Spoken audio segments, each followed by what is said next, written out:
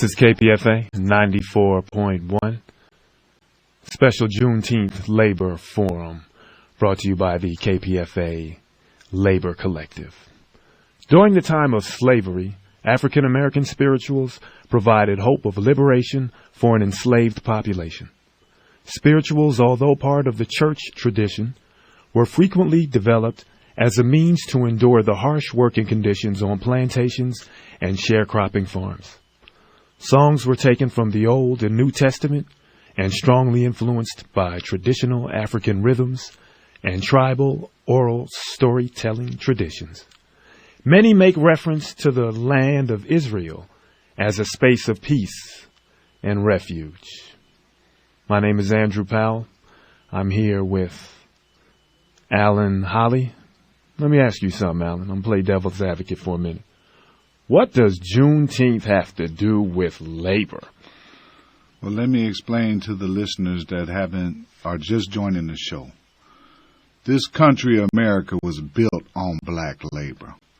Juneteenth is an example of how our labor was exploited. We were freed by the Emancipation Proclamation from Lincoln. However, they failed to inform us so they could get 2.5 years worth of extra labor. Now, a lot of the labor, the trade unionists, the faces are starting to become faces of color. And I don't even like faces of color because it's the reverse of color people. But black people.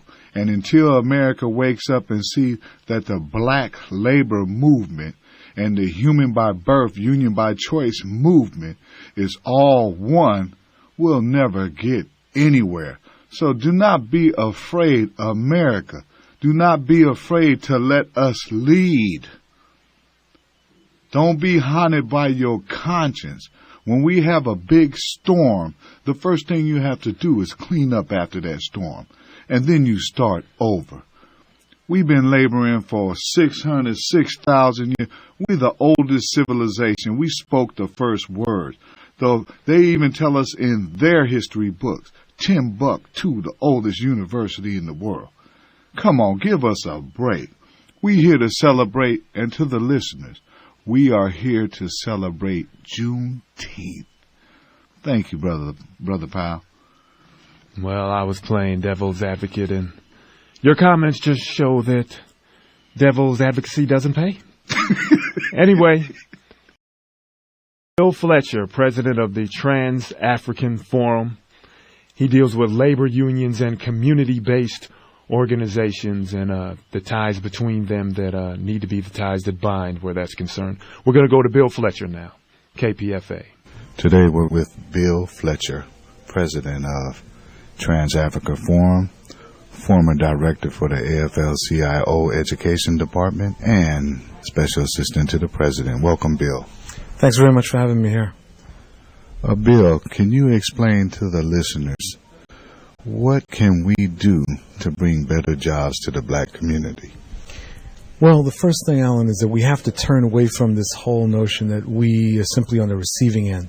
That is, that we take whatever jobs come here. We need to start thinking about a proactive approach. And I think what that involves is a look at community economic development strategy, involving community-based organizations and activists in identifying what the employment needs are in the community, what kind of jobs do we need to bring in order to raise the living standard, and also engaging community organizations in supporting unionization. Because one of the things that people don't think about enough is that unionization has been the most effective anti-poverty program we've ever seen.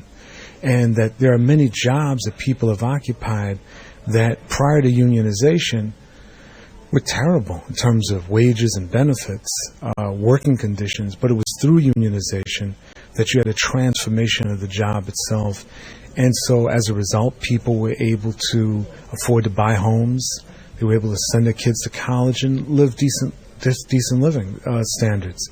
What's happened in the last 25 years is that many of these jobs have been eliminated through the globalization, restructuring of the economy, And it hasn't been matched by enough organizing efforts to transform existing jobs into something that can support people.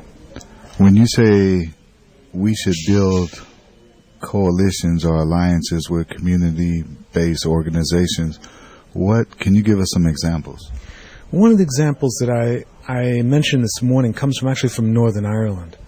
In the late 80s, political parties and organizations among the Catholics in Northern Ireland, who are the traditionally oppressed group in that country, and very much in conditions very much like African Americans, they began articulating this notion of an alternative economic strategy.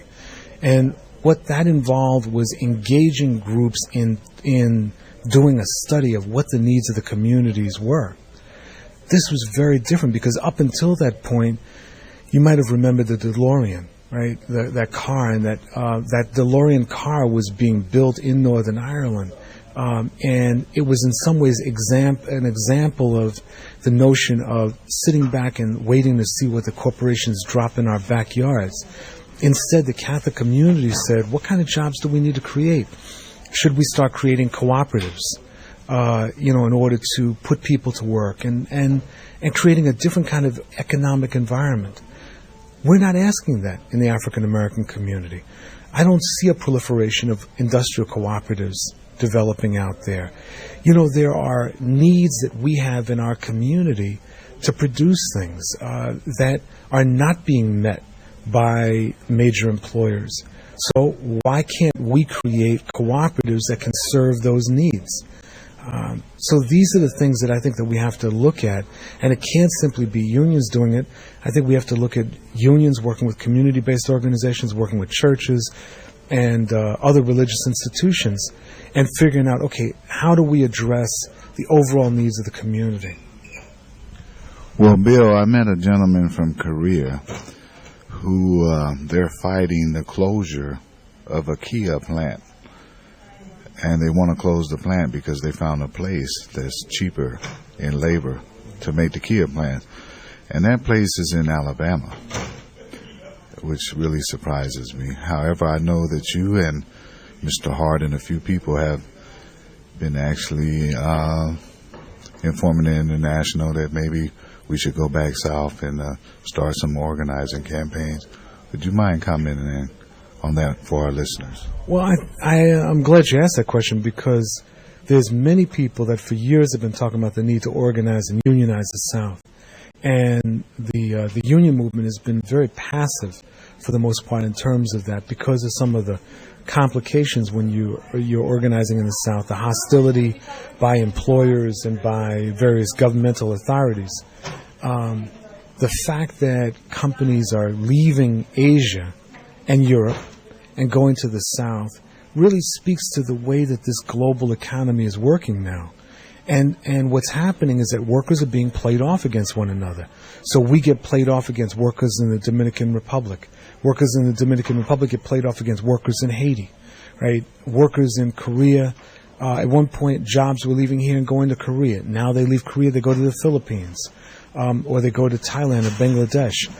And what this really speaks to is that we need, as union people, we need to be thinking about international solidarity. We need to be supporting people when they're unionizing, whether they're unionizing in Nigeria, in Gabon, Angola, South Africa, or unionizing in Dominican Republic, Mexico, El Salvador, Korea, Philippines, Bangladesh. That we have a material interest in those workers getting organized. As long as people aren't organized, we get played. It's called whipsawing, and we get played off against one another. Okay, I noticed that I believe it was in the 70s when the steel workers had that consent to decree, that's when they started originally outsourcing the jobs in the inner city, which were held predominantly by African Americans. Do you see that same cycle happening again? Well, what started to happen in the 70s was the restructuring of the global economy in order to deal with the stagnation that capitalism was in. And so what happened was companies starting to get rid of what they saw as unprofitable parts of their companies or their industries in favor of increasing profits, irrespective of what impact that had on communities, cities, etc.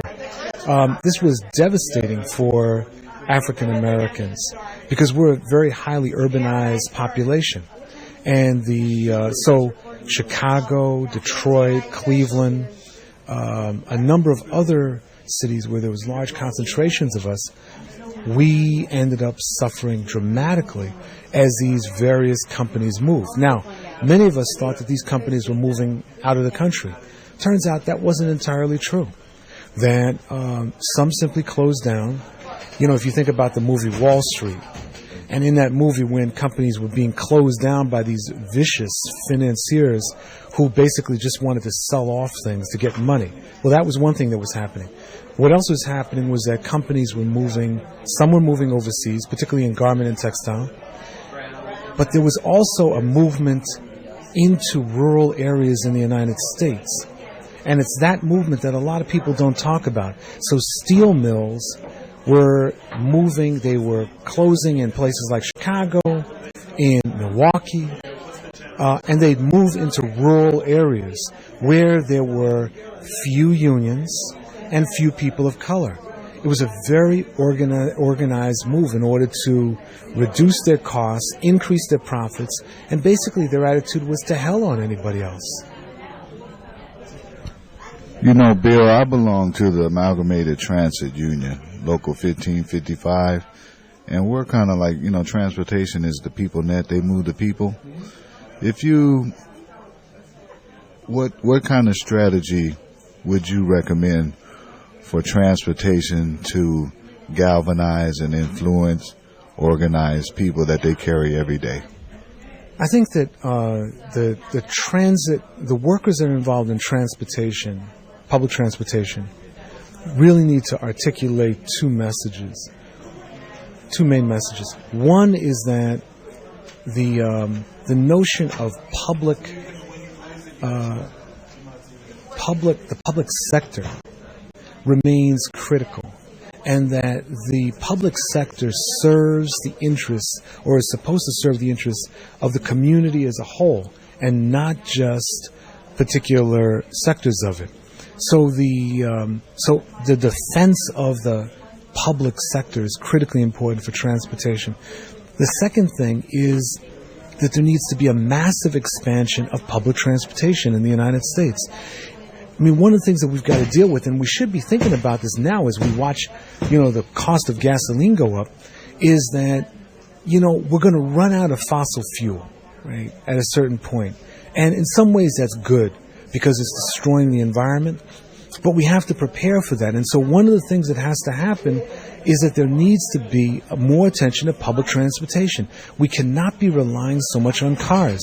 You know, when you live in places like California, the Bay Area, or Los Angeles, or not just those areas, but in the suburbs around them, and you realize that if you don't have a car, you are SOL.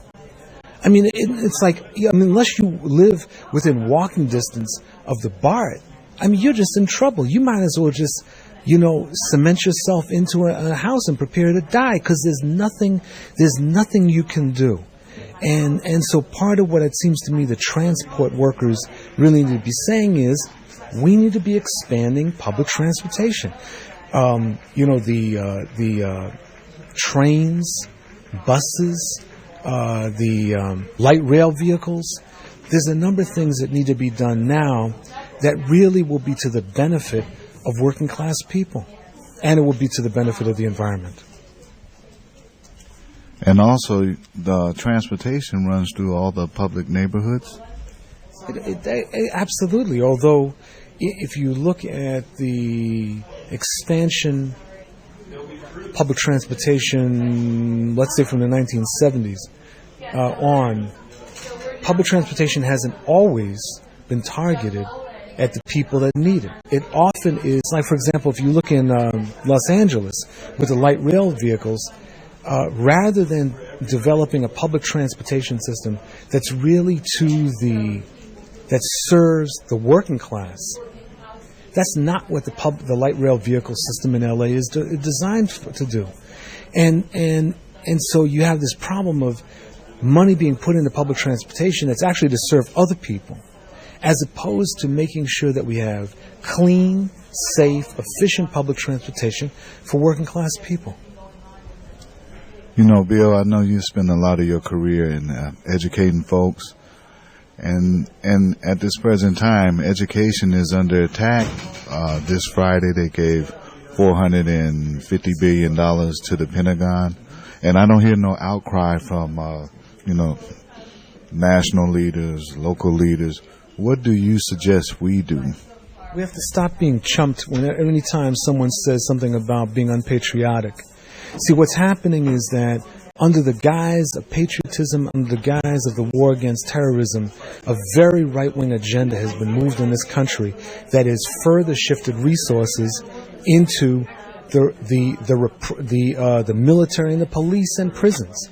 So instead of looking at how do we increase and improve the living standard of the average person, we are so hoodwinked by fear, right? We have been blinded by this, and many people have been discouraged from speaking up because they're afraid that if they speak up and they raise criticisms, that in fact what's going to happen is that they'll be criticized as being unpatriotic. And I think what we have to say is that it ain't about being unpatriotic. It's unpatriotic when you're ignoring the lives of the majority of people of this country, the people that work every day or want to work every day. That, to me, is unpatriotic. Playing with people's fears in order to increase military spending, that, to me, is unpatriotic. Thank you, Bill. You know, there's a proposal that came out of the rank and file ILW 10 for a Million Workers March on Washington, D.C., October 16th. Can you explain to the listeners how you think this would help? Well, I think any mobilization of workers is critically important at this point. I think that the visibility of the working class in responding to what the Bush administration is doing is what could start to turn the tide. But I don't think that there's any one tactic or any one call that will be the decisive thing. I think, for example, we have Labor Day every year. And instead of having Labor Day picnics, we need to have Labor Day demonstrations. You know, we need to have Labor Day teach-ins. We need to have more Labor Day radio shows. I know Pacifica does that, but not enough other radio networks and stations do that. So we need to raise consciousness about issues of class in this country, and we need to be talking about how the working class is getting its collective rear end kicked from one end of this country to the other. That's what needs to be done. And if this Million Worker March helps in that process, then I think that it'll be a major contribution. But we can't rely on just one thing. Bill, if people would like to get in contact with you on the show or see your website, would you like to leave the address? Absolutely. Our website at Trans-Africa Forum is www.transafricaforum.org. And you please take a look at this. Our telephone number is 202-223-1960. We're based in Washington, D.C., and I look forward to people's involvement, feedback, and struggling together. Thank you. That's Bill Fletcher, president of Trans-Africa Forum, former director of AFL-CIO Education Director, and special assistant to the president. This is KPFA 94.1 Labor Forum. KPFA 94.1 Special Juneteenth Labor Forum. KPFA Labor Collective. I think we have someone on the line that's going to explain to us the symbolism of celebrations going on in Galveston. Are you there, Maggie? I am. How you doing? My name is Andrew Powell, and I think you talked to Alan Hollie, or he left you a message? Yes, he left a message for us. Happy Juneteenth. Well, thank you, and the same to you.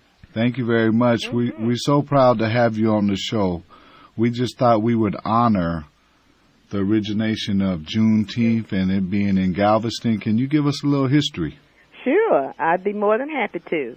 Of course, you know that we have what is called the reading of the Emancipation Proclamation, which was from Abraham Lincoln when he freed the slaves.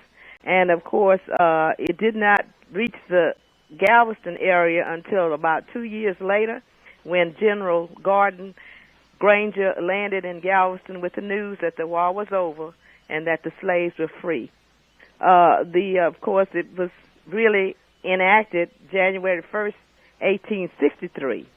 But by it not getting us until later, we didn't know it. But we have been celebrating this for a number of years. And here on the island, this is our actual 25th year of having a big celebration at Aston Villa. All right. In terms of, you mentioned, in terms of the two years, the 2.5 years that it took the news to get down to Galveston, there are a lot of different stories and theories on why that happened. Is there anyone that you ascribe to? Well, I think for one thing that the ones here after the war was over did not have the strength to really be sure that it was carried out, you know, and until General Granger came down with the actual news and read it, that this was true and it had to be done. I don't have the actual proclamation before me, but it did state that, you know, all the slaves were free, and it was time for them to be let go and to be able to live on their own. Right. And if I believe that Granger wrote a shorter version too, didn't he? Yes, he did. In fact, the first version was written way back in 1862, and then of course, you know, and then this one was written in 1863 that we celebrate now. There were actually about 5 different orders, but the one that we read here is General Order number 3. Yeah, that's what I thought. Maggie, this is Alan once again, and we just like you to know this is a KPFA 94.1 FM, and we coming from Berkeley, California. Okay. And it's part of the Pacific Network. And next year is going to be the 140th year anniversary of Juneteenth, and hopefully a year from today, if it's God's will, maybe we can do a show and broadcast it throughout all. We would love for you to do that. In fact, Representative Al Edwards, who is from the Houston area, is the one who did the Texas legislature for Juneteenth to be a state holiday. And, of course, he comes down every year to read, you know, the proclamation at the ceremony that we had this morning. All right. And we have people that come from all around the state and out of the state in order to be a part of that reading. Okay. Would you like me to tell you about some of the other activities that we had? Yeah, hang on. Excuse me. And also, there is a Pacifica station in Houston. Is that correct? Houston.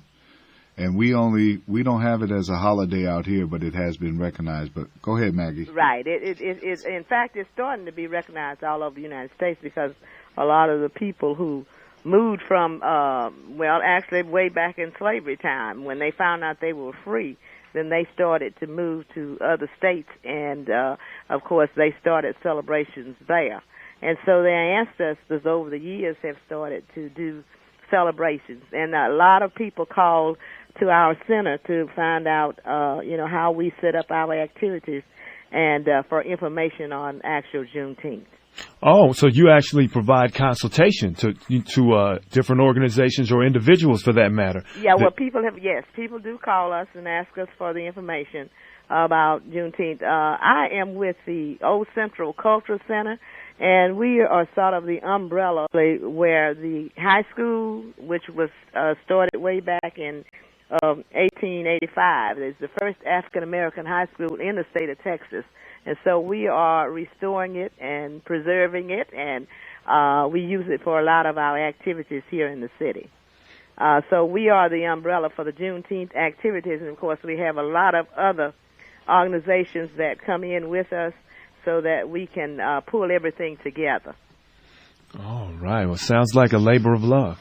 Well, it is. It really is. Maggie, would you mind giving the listeners your contact information, and also that station in Houston is PFT? Yeah. KPFT. In Houston. KPFT. KPFT. Okay. Yeah, that's our sister station out there. Right.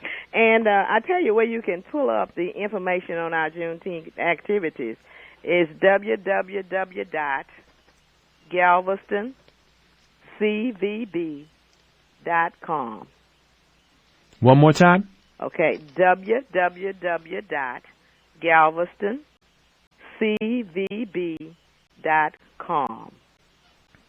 We really would like to thank you for that. We can feel the spirit way out here. And well, I tell you, we've had a wonderful time thus far, and it was beautiful this morning. We had a lot of people who had come down from, we had someone who brought about 5 or 6 kids from Waco, and they were really a part of all the activities. And, of course, they came down especially for the reading of the proclamation this morning. Wow. And so, it's very special to us. Well, hopefully we can get down there with you next year, maybe do that cakewalk. Yes, because next year hopefully will be a very, very important year for us, because we do have, we are planning to have a monument placed on the state grounds in Austin, and also we're going to do one here in Galveston to celebrate the past and present. Maggie?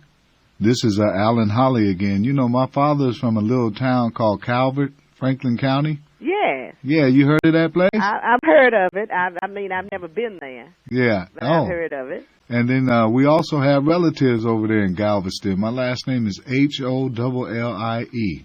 Okay. So it's some Hollies out there. Who are some of your relatives? Because I'm a BOI, born on the island. Oh, you born on the island? My husband and I both.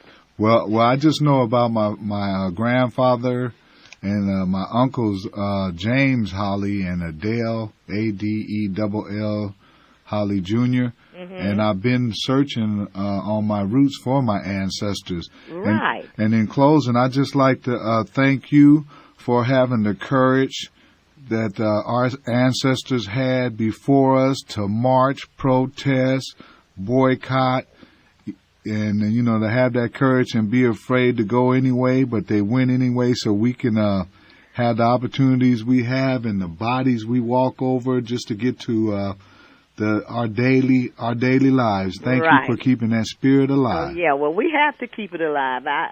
Our children have to know about their history. That's the only way they're going to be able to go forward.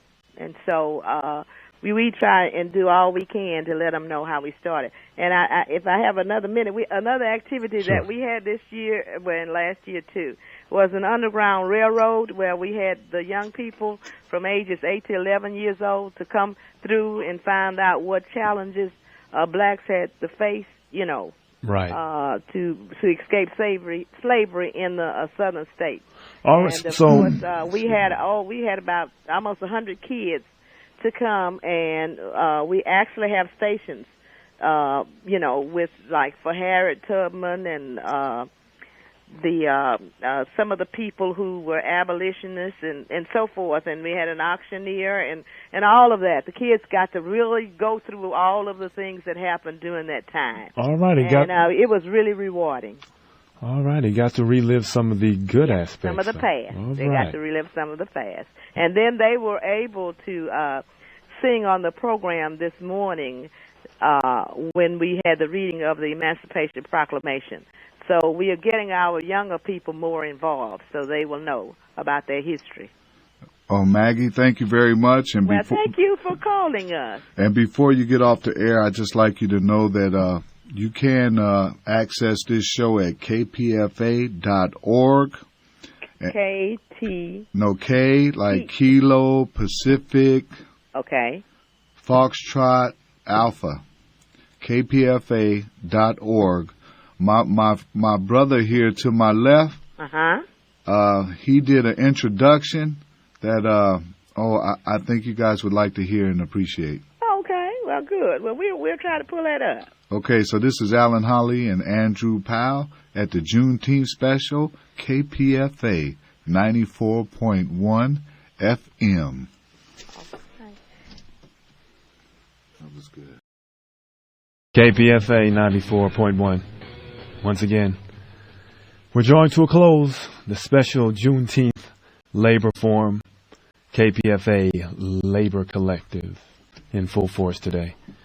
And again, this programming could not have been possible. I have to keep stressing that. Could not have been possible by the generous donations of Youth Radio, Chris Welch, Johnny Otis, and the man on deck, Tom Mazzolini. You gave up your regular programming slots for us, and we really appreciate that. We're internally indebted to you. Announcements. We have a prelude to the Million Worker March. The march is happening in Washington, D.C. on October 17th, but there is a prelude tomorrow. It's going to be an organized meeting for the Million Worker March. Place is ILWU, Local 10, the Henry Schmidt Room, and that's it. 400 North Point at Mason in San Francisco. 400 North Point at Mason in San Francisco. By organizing in our own name and putting forth an independent workers' agenda, we shall hold everyone's feet to the fire. Mm-hmm. And it looks like it's about that time for acknowledgements, Mr. Hollie. Okay, we'd like to give a special thanks to Vinnie Beecham, Susan Stone, Jim Bennett, Mick, I don't know your last name, but you know who you are, Mick Alexander, Brian Edwards, and Max Pringle. And I want to also Steve Zeltzer, Cosme Torrey, and to the KPFA Labor Forum Collective. Also Amalgamated Transit Local 1555 and SEIU 790. Remember, transportation workers, we care for you.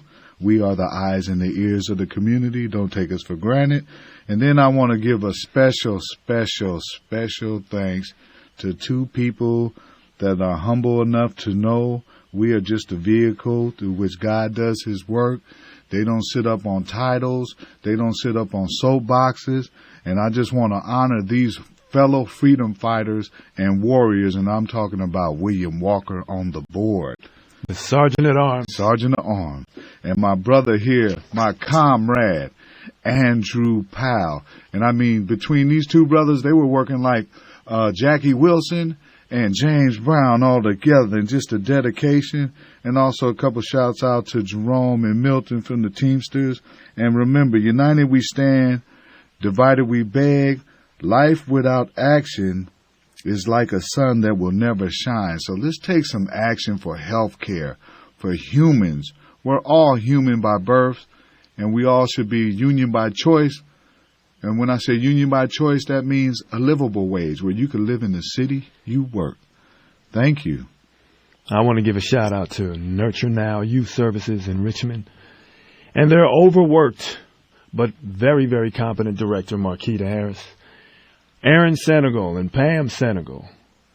And want to give an extra special shout out to my mother, Myra Della Powell. You're not here now. You're better off where you are, but I wish you was here. And that's it for me. Looks like we're ready to go out. We want to thank you for all the support. And you might be hearing from us real soon. We'd rather have it that way, and we'll see what happens. And if you like this show and you want more shows like it, please contact the station. 878, is it 878-6767? 848-6767, extension 606. Email, voicemail, smoke signals, we don't care. Just contact the station. 510. See, now that person that has that 878 number going to get all kind of calls because of that, man. You got to watch that. Okay. Well, we're out of here. And again, thanks everyone for the folks to say, hey, man, you didn't mention me. I love you too. All righty then. Thanks, Tom.